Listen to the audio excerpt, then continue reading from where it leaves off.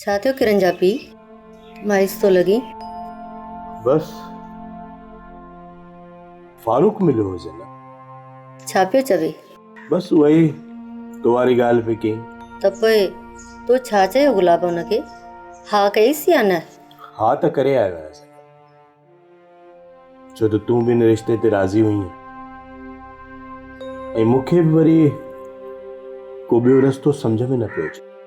गुलाब जवान धीअ खे वेहारे त कोन छॾींदासीं न, छोकिरो भी सुठो आहे। हाँ जेको न्याणीअ जो नसीब। तू काॾे तैयार थी आई? अम्मा अॼु नओं प्रोजेक्ट स्टार्ट थियण वारो आहे। डायरेक्टर घुरायो आहे रिकॉर्डिंग जे लाइ। किरण बाबा हाणे ये तू सब शौक़ पंहिंजा ख़त्म करे छॾ। पर छो बाबा?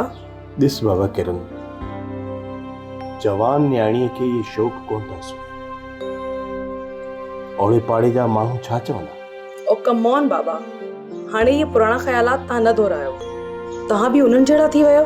किरण पिणे सही तो चई, हाणे का भी ज़रूरत नाहे मॉडलिंग ऐं ड्रामनि करण जी। पर छो बाबा? तव्हां ई अम्मा खे सम्झायो न, मां घर में वेही वेही बोर थी वञा। ॾिस पुट हाणे तूं असांजे हिन घर में थोरनि ॾींहंनि जी महिमान। व्हाट? छा बाबा? हाँ बाबा असां तुंहिंजो रिश्तो फारूक जे पुट मास्टर इशफाक सां तय करे छॾियो आहे। छा? हाँ किरण मास्टर इशफाक सुठो छोकिरो आहे। पर मूंखे शादी न आहे करणी अम्मा। बाबा असां तोखे केतिरा ॾींहं पंहिंजे घर में विहारींदासीं। नेट त हिकु न हिकु ॾींहुं तोखे घर छॾिणो पवंदो। मां शादी कोन कंदसि बाबा, मूंखे शादी न आहे करणी। ॾिस धीउ मां ॼाणा थो त तूं अबरार जे मौत खे विसारे न सघी आहीं, पर ख़ुदा जे हुक्म जे आॾो इनकार माण्हू नथो करे सघे। मां फारूक सां तुंहिंजे रिश्ते जी हा करे छॾी आहे। पर तव्हां मुझे बिना पुछण जे हा छो कई बाबा? मां ज़हर खाई मरी त वेंदसि पर शादी कोन कंदसि। हाणे जेकॾहिं तो पुट शादी खां इनकार कयो त असांजो मोल मोह ॾिसंदे ॿियो न त घटि में घटि मुंहिंजे अछनि ॿारनि जो त ख़्यालु कर। गुलाब तू परेशान न थी, किरण खे मां पाणे वञी सम्झायां थी।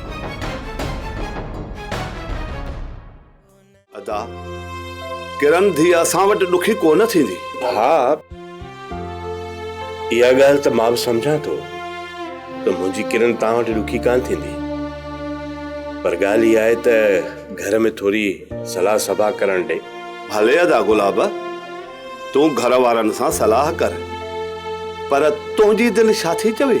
बसि अदा न्याणी खे विहारणो त आहे कोन घर में, बाक़ी मुंहिंजी दिलि ठरियल आहे तोॾा। भाउर आहियूं पाण में। ड्रामा सीरियल सिलसिला मोहब्बतुनि जा तमाम एपिसोड्स ॾिसो हाणे HD क्वालिटीअ में। विजिट करियो असांजो YouTube channel Sindh TV HD drama. Subscribe कयो असांजो official YouTube channel Sindh TV HD drama ऐं वधीक अपडेट लाइ बेल आइकन खे क्लिक करियो।